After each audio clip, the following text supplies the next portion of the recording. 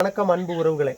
இயற்கை முறையில் எளிமையான முடி வளர்வதற்கு எந்த சைடு எஃபெக்ட்டும் இல்லாமல் நம்மை சுற்றி நம்மக்கிட்ட இருக்கக்கூடிய பொருட்களை வச்சு எப்படி ஒரு ஹேர் பேக் செய்யலாம்ங்கிறத இந்த வீடியோவில் நம்ம பார்க்க போகிறோம். சரி வாங்க வீடியோக்குள்ளே போகலாம். இது வரைக்கும் யார்கிட்டையுமே சொல்லாத சிதம்பர ரகசியத்தை தான் இப்போ நான் உங்களுக்கு சொல்ல போகிறேன். எல்லாம் என் ஃப்ரெண்ட்ஸும் கேட்பானுங்க, உனக்கு மட்டும் எப்படி மச்சான் இவ்வளோ அடர்த்தியாக தாடி வளருது, இவ்வளோ சீக்கிரமாக தாடி வளர்க்குறேன்னு. அதுக்குள்ளே டிப்ஸ் எல்லாம் உங்களுக்கு இந்த வீடியோவில் நான் கண்டிப்பாக சொல்ல போகிறேன். நீங்கள் இப்போ பார்க்கக்கூடியது தான் பிருங்கராஜுங்கிற செடி. இந்த செடி இயற்கையாகவே நம்ம வீட்டை சுற்றி இருக்கும், நம்ம பராமரிக்காமல் விட்டுறோம், கண்டுபிடிக்கலாம். நம்ம சுற்றியே தான் இருக்கும் இந்த செடி பிருங்கராஜ். இந்த செடியை வச்சு தான் இந்த செடி, சோற்று கற்றாழை, பின்ன துளசி, வெந்தயம், கருஞ்சீரகம், செம்பருத்தி பூ, செம்பருத்தி இலை, இதெல்லாம் வச்சு தான் நமக்குள்ளே பேக் இன்றைக்கி பண்ண போகிறோம்.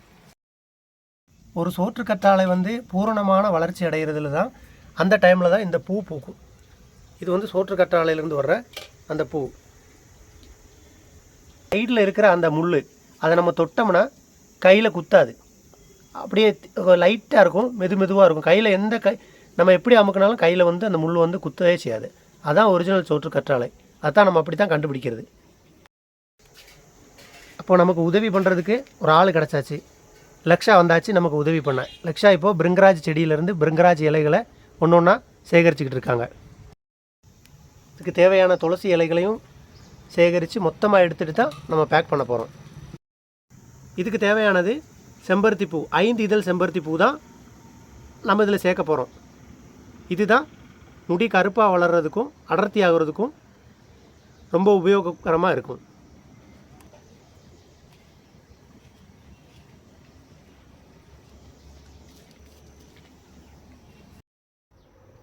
மெயின் ஐட்டத்தை சொல்ல மறந்துட்டேன், சாரி. இதுதான் நம்ம செய்கிற பேக்லேயே மெயின் ஐட்டம், கறிவேப்பிலை. இயற்கை முறையில் கிடைக்கக்கூடிய கறிவேப்பிலையாக இருந்தால் இன்னும் கொஞ்சம் நல்லாயிருக்கும். அப்போ நம்ம பேக் ரெடி பண்ண போகிறோம். ஃபஸ்ட்டு ஒரு சீனி சட்டி எடுத்துக்கோங்க.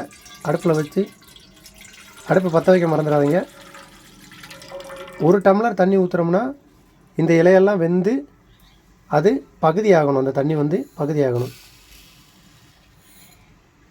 கொஞ்சம் வெந்தயம் சேர்த்துக்கலாம். 1 டீஸ்பூன் வெந்தயம், 1 டீஸ்பூன் கருஞ்சீரகம்,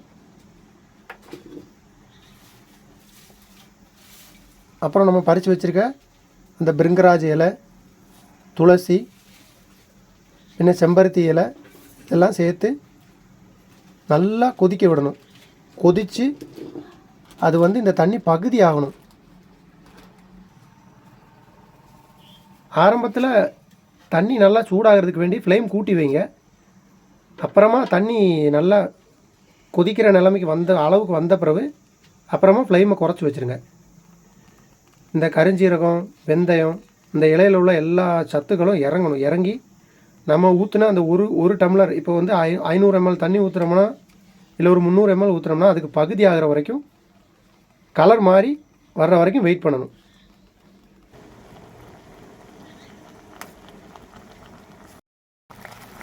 இந்த இலையெல்லாம் நல்லா வெந்து இதில் உள்ள கலர் உள்ளே இறங்கணும். இந்த பொருளெல்லாம் பகுதி வெந்து வரும்போது முக்கியமான இன்னொரு பொருளை நம்ம சேர்த்துக்கிறோம். அதாவது என்னென்னா அரிசி 1 டேபிள் ஸ்பூன் சேர்க்குறோம்.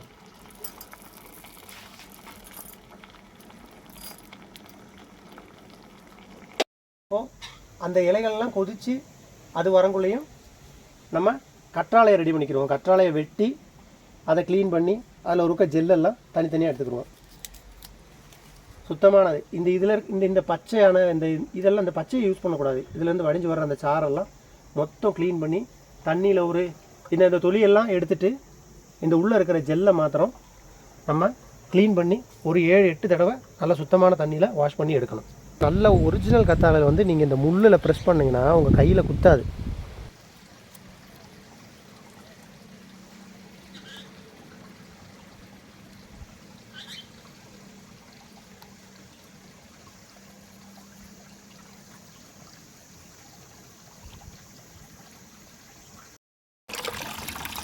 இந்த ஆளோவில் உள்ள அந்த பசை போகிற வரைக்கும் நல்லா நீட்டாக கழுவணும். சுத்தமான தண்ணியில் கழுவுனீங்கன்னா நல்லது. எங்களுக்கு இயற்கையாகவே சுத்தமான தண்ணி வீட்டை சுற்றி ஓடுது.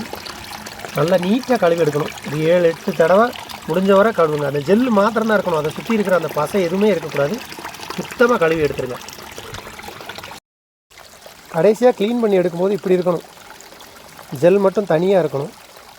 எந்த பசை கையில் வைக்கும்போது பிசு அந்த பிசு தன்மை இருக்கக்கூடாது. கையில் நீட்டாக கழுவி எடுக்கணும்.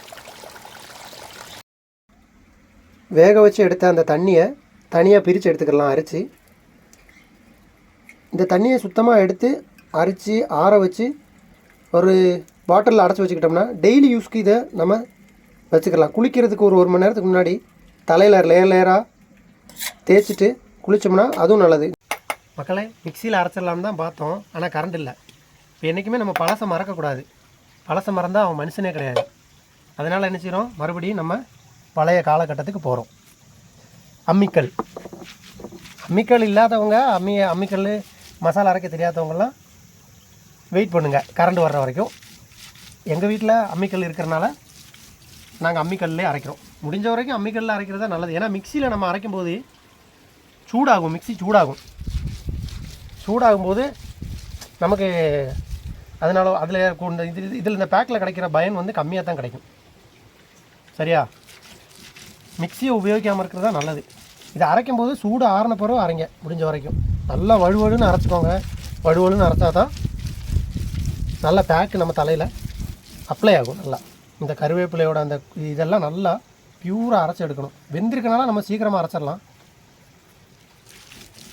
யூஸ் பண்ணு அதை வீட்டில் அந்த கற்றாழை வந்து ஜெல்லை சேர்த்துக்கலாம். இந்த கற்றாழையிலேருந்து தண்ணி இருக்கிறனால நம்ம வந்து இதில் தண்ணி சேர்க்க வேண்டிய அவசியமே இல்லை. நம்ம அந்த வேக வச்ச அந்த தண்ணி இருக்குது, பகுதி தண்ணி மாற்றி வச்சுருக்குறோம். அல்லாமல் இதுக்குள்ளே தண்ணி இருக்குது. இந்த இலையிலையும் தண்ணியெலாம் இருக்கிறனால தண்ணியே சேர்க்காம தான் இதை அரைக்கணும். அரைக்கும் போது கவனமாக அரைங்க. இது மிக்சியில் அரைக்காமல் அம்மியில் அரைக்கிறவங்க வந்து கவனமாக அரைச்சிக்கோங்க. ஏன்னா இது வெளியே தெரிச்சு போகிறதுக்கு வாய்ப்பு இருக்குது. கற்றாழை ஜெல்லு பொறுமையாக அரைங்க. பையா அந்த காலத்தில் அந்த பாட்டி மாதிரிலாம் மஞ்சள் தட்டுவாங்க தெரியுமா? பொறுமையாக ஒரு சைட்லேருந்து அப்படியே வச்சு தட்டி அதை நசுக்கணும் பையா. அதை யூஸ் பண்ணிடுச்சு. ஆனால் மறக்காமல் எத்தனை பேர்த்துக்கு அம்மியில் மசாலா அரைக்க தெரியும்னு கமெண்ட் பண்ணிடுங்க. கடைசியாக, ஏன்னா என் பொண்டாட்டிக்கு மசாலா அரைக்க தெரியாது அம்மியில், கடைசியாக நம்ம செம்பருத்தி பூவை சேர்த்துக்குருவோம். செம்பருத்தி பூவை நல்லா மையாக அரைச்சி நல்லா வலுன்னு அரைச்சி இந்த பேக்கை எவ்வளோ நல்லா வலுன்னு அரைக்கிறோமோ அவ்வளோத்துக்கு நல்லது.